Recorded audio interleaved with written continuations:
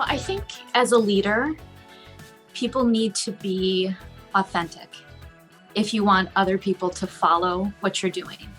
And so I've always tried to lead by example. I've tried to do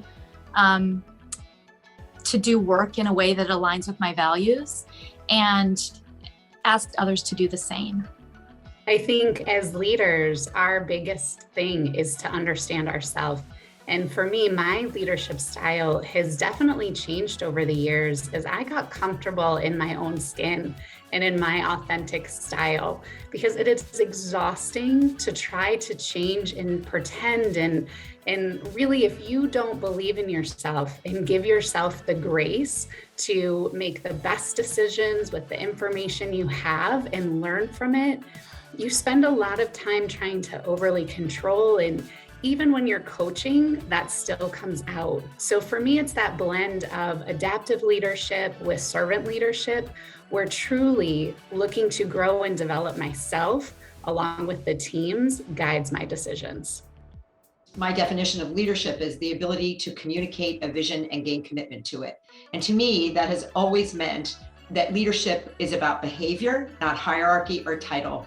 Every single person in your organization can see themselves as a leader. They can have a vision for their day, for their quarter, for their team. And every single person can make that emotionally connected connection to their followers. I have been an athlete my whole life, and I'm the oldest of 6. So inherently, I think I had those leadership and organization skills that have kind of been honed over the last 8 years.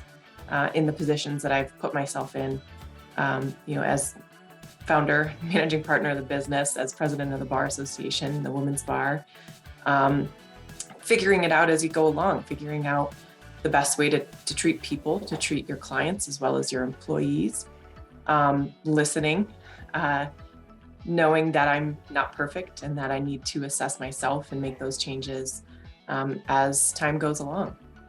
The amazing thing for me over the years has been just really learning more about myself and what are my strengths and how I can help others to perform at their highest capacity. There's a great analogy that's used in the golf world, and you need to know what club to use for the shot in order to have it be successful. You wouldn't use a driver when you need to putt, and you wouldn't use a pitching wedge when you need to drive. And that's really very much, I think, an intuitive part of leadership, is knowing what's needed for the organization you're leading as well as for the individuals that you're leading.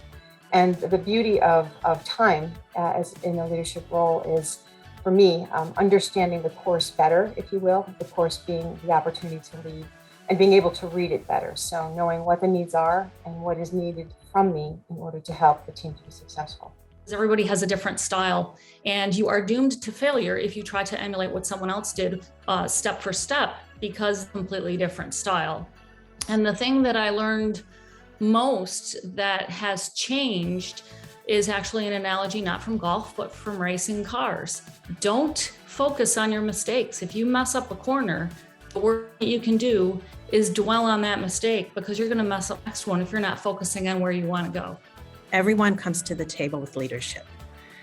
Also, I think, is never be afraid to admit when you are wrong. We all make mistakes, learning from them, getting better, adapting our style and our decision making.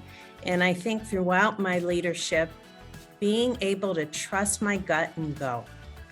Not always going to have perfect information to make decisions, but get the information that you need and go for it, gain support, create a vision that everyone can align to.